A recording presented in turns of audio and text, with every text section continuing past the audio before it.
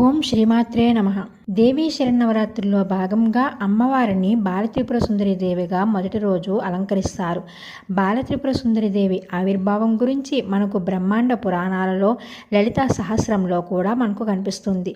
బండాసుడు అనే రాక్షసుని నాశనం చేయడానికి లలితమ్మవారు తనలో నుంచి ఎందరో దేవతా శక్తులను సృష్టిస్తారు.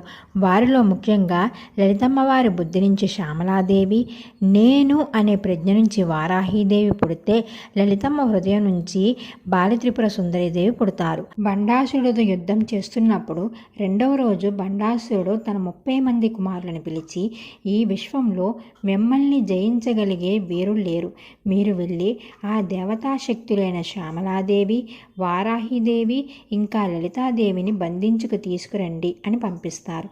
వాళ్ళు ఏకంగా 200 అక్షోహిణుల సైన్యంతో యుద్ధానికి వెళ్తారు.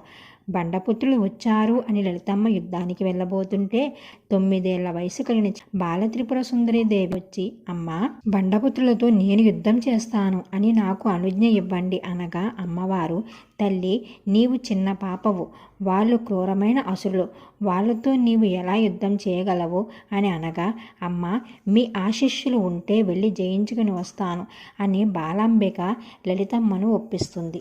అప్పుడు లలితమ్మ ఒప్పుకొని యుద్ధానికి పంపిస్తారు. బాలాంబిక హంసలు మోసే రథాన్ని ఎక్కి యుద్ధం చేయడం ప్రారంభిస్తారు. రాక్షసులందరినీ చీల్చి చెండాడింది మన బాలాంబిక.